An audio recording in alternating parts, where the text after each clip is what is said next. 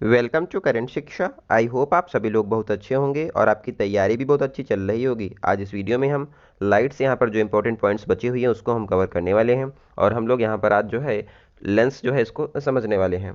अगर आप लोग इसका पीडीएफ चाहते हैं तो हमारे टेलीग्राम को ज्वाइन कर लें, जिसका लिंक डिस्क्रिप्शन में दिया गया है। अगर आप लोग चैनल पर पहली बार आ रहे हैं तो चैनल को जरूर सब्सक्राइब कर लें। आइए आज की शुरुआत करते हैं। पिछली क्लास में हमने जो है अवतल लेंस और उत्तल लेंस के बारे में देखा था और मैग्नीफिकेशन क्या होता है इसके बारे में हम लोगों ने समझा था, और विबग्योर जो होता है इसके बारे में भी हम लोगों ने देखा था। अगर विबग्योर जो है यहाँ पर वायलेट से रेड की तरफ अगर जाएंगे तो वेवलेंथ हमारी बढ़ने वाली है और लेमना यानी कि बढ़ेगा। और जो सबसे ज़्यादा लेमना होती है वो आर यानी कि रेड कलर की होती है और सबसे कम जो वेवलेंथ है वो वायलेट कलर की होती है। इसीलिए आप लोग देखते होंगे कि जो रेड कलर है इसको यूज़ किया जाता है सिग्नल और इमरजेंसी लाइट में, क्योंकि इसकी वेवलेंथ जो है सबसे ज़्यादा होती है और ये दूर से दिखाई देता है। अब हम लोग देख लेते हैं लेंस के यहाँ पर कुछ इंपॉर्टेंट पॉइंट। तो लेंस भी हमारा जो है ये दो टाइप्स का है। लेंस में जो है प्रकाश आर पार चला जाता है और तो यहाँ पर अपवर्तन होता है। तो लेंस में क्या होता है कि जो प्रकाश है वो आर पार इसके चला जाता है और अपवर्तन होता है। ये भी दो टाइप्स का है, अवतल लेंस यानी कि कॉनकेव लेंस, दूसरा है उत्तल लेंस यानी कि कॉन्वेक्स लेंस। ये इसका शेप हो जाएगा उत्तल लेंस का, ये इसका शेप जो है ये चपटा हुआ होता है, और उत्तल लेंस ये हमारा उभरा हुआ होता है। तो इसमें इंपॉर्टेंट पॉइंट ये है कि जो अवतल लेंस है ये हमारा उत्तल दर्पण के जैसे ही कार्य करता है। अवतल लेंस जो है उत्तल दर्पण के जैसे कार्य करता है और उत्तल लेंस अवतल यहाँ पर दर्पण के जैसे कार्य करता है। आगे भी इसको हम लोग समझने वाले हैं। तो सबसे पहले हम देखते हैं यहाँ पर अवतल लेंस के बारे में। तो अवतल लेंस जो है ये उत्तल दर्पण के जैसे कार्य करता है, यानी कि कॉन्वेक्स मिरर के जैसे ये कार्य करेगा। तो ये क्या होगा, अपसारी होगा और ये फैलता भी है, यानी कि ये जो किरणों को है ये फैला देता है। जो हमारा अवतल लेंस है ये किरणों को फैलाता है। जैसे यहाँ पर हमने इसको, ये हमारा जो है अवतल लेंस हो जाएगा और ये हमारी जो है एक रेखा है जिसको हम लोग एक्सिस कहते हैं। ये F1 पॉइंट है और 2F1 पॉइंट है। ये हमारा हो जाएगा F2 पॉइंट और 2F2 पॉइंट हो जाएगा। बीच में हमारा प्रकाशीय केंद्र है जिसको हम लोग अब यहाँ पर O से डिनोट करेंगे। यहाँ पे क्या होगा कि ये रेखा जाती है तो ये इधर से वापस चली जाएगी और ये यहाँ पर एक कोई किरण आ रही है और ये भी यहाँ से टकरा के वापस आ गई।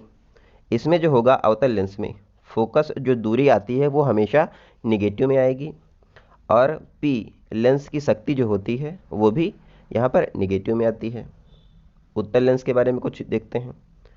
तो ये हमारा जो है अभिसारी यानी कि कन्वर्ज करेगा, अभिसारी लेंस होता है और ये कन्वर्ज करता है यानी कि जो किरणों को है ये आपस में मिला देता है।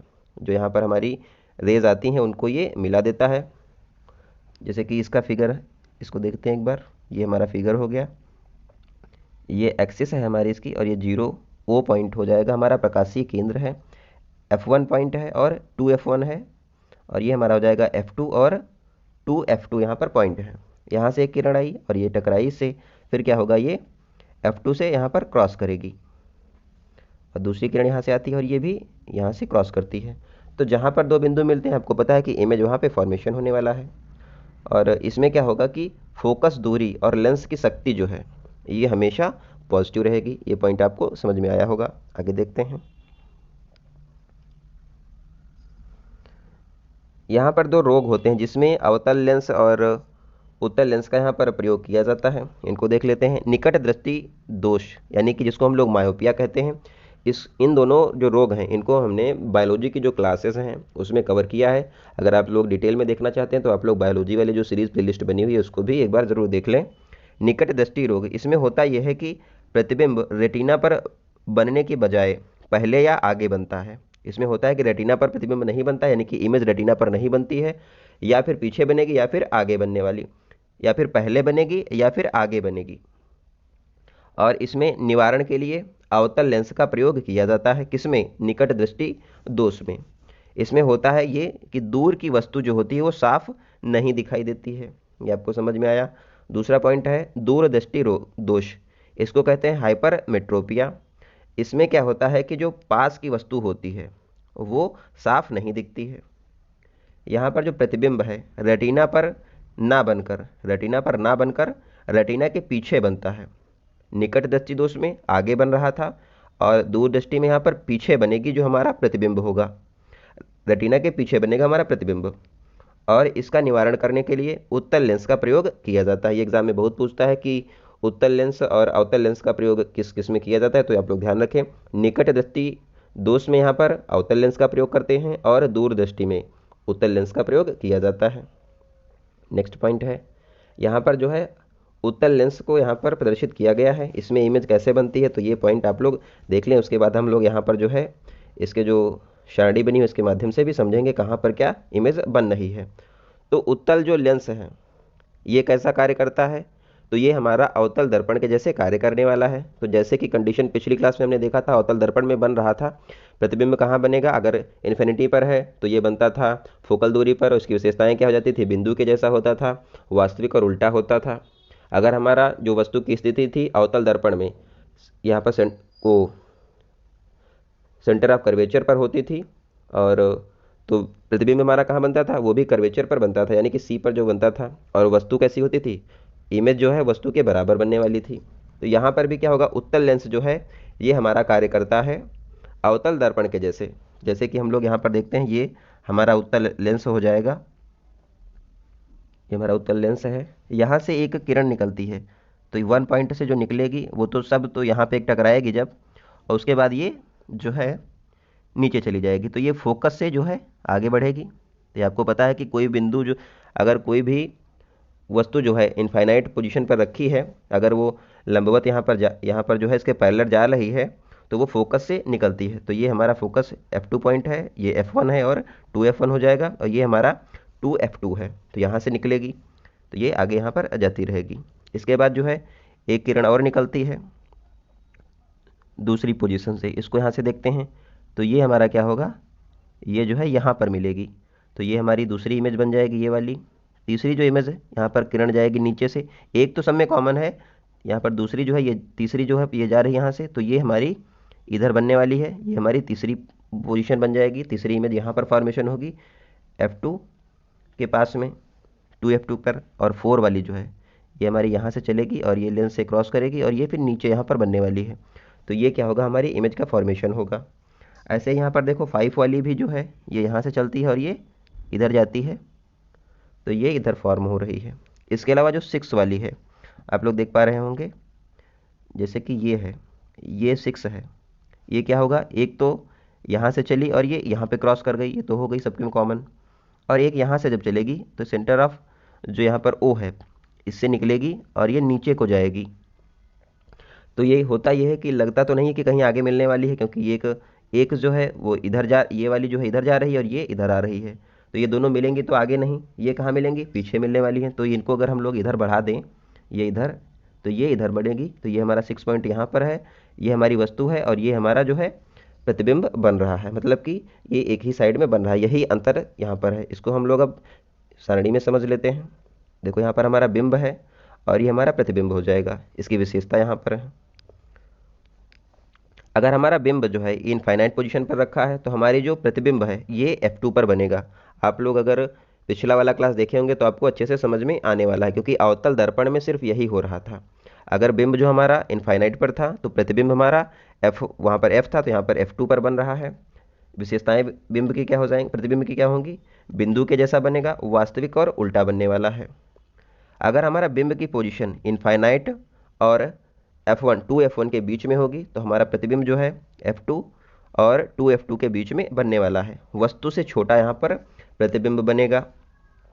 अगर बिंब हमारा जो है यानी कि ऑब्जेक्ट जो है 2F1 पर रखा हुआ है तो प्रतिबिंब हमारा 2F2 पर बनेगा। वहाँ पर सेंटर वो जो था कर्वेचर था और ये जो है यहाँ पर F2 है, तो ये ध्यान रखें, वहाँ पर C था, यहाँ पर F2 है। तो ये इमेज कैसी यहाँ पर बनेगी, बराबर बनने वाली है।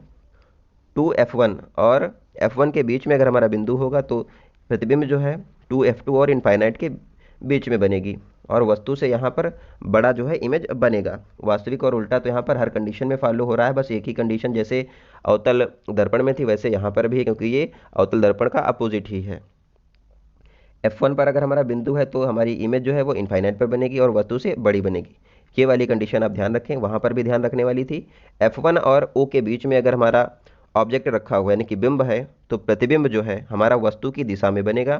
कैसा होगा? आभासी होगा, सीधा होगा और आवर्धित होगा। ये पॉइंट हमने आपको ऊपर भी समझाया, आप लोग यहाँ पर देख पा रहे होंगे।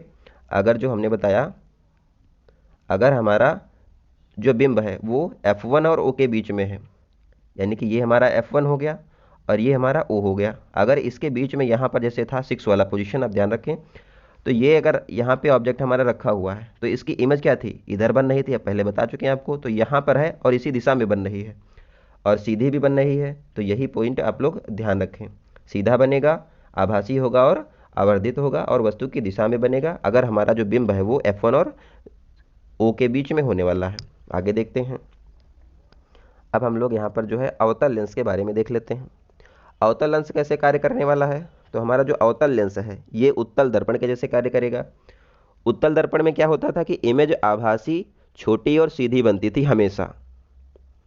और जो उत्तल दर्पण था वो अपसारी दर्पण था, यानी कि किरणों को वो फैलाता था। अब हम लोग यहाँ पर बात कर लेते हैं अवतल लेंस की। तो इसमें क्या है कि अगर वस्तु इनफाइनाइट पर है तो इमेज हमारी F1 पर बनेगी। ये पॉइंट आपको समझ में आया होगा, वहाँ पर भी पहला केस यही था। दूसरा केस क्या है? अगर हमारी वस्तु इनफाइनाइट और O के बीच में है तो प्रतिबिंब O और F1 के बीच बनने वाला है और वस्तु से छोटा बनेगा, आभासी होगा और सीधा होगा। ये पॉइंट आप ध्यान रखें। फिगर में इसको देख लेते हैं।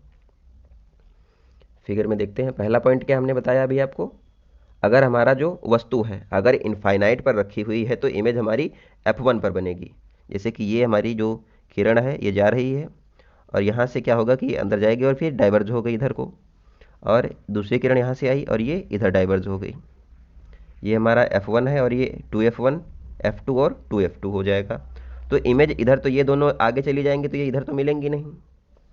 इनको अगर हम लोग पीछे लेके आते हैं, अगर मिलाते हैं तो क्या होगा कि ये F1 पर मिल जाएंगी। तो हमारी जो इमेज जो है यहाँ पर जो है F1 पर बनने वाली है। ये पॉइंट आप ध्यान रखें। नेक्स्ट है दूसरा पॉइंट क्या है यहाँ पर, अगर हमारी जो वस्तु है वो इनफाइनाइट और O के बीच में है, इनफाइनाइट और O के बीच में, जैसे कि ये हमारा इनफाइनाइट जैसे हो गया और O के बीच में अगर ये हमारी वस्तु रखी हुई है, ये है हमारी वस्तु, यहाँ पर जैसे रख लिया हमने, तो ये क्या होगा, इधर जाएगी और ये फिर बाहर निकल जाएगी। ये तो निकल गई। यहाँ से एक और रेखा जाती है, ये हमारी O से क्रॉस कर रही है। तो ये आगे तो कहीं दोनों मिलने वाली नहीं है। ये अगर हम इनको पीछे लेके जाते हैं तो ये वाली जो है अगर पीछे आती है तो ये यहाँ पर मिल जाती है।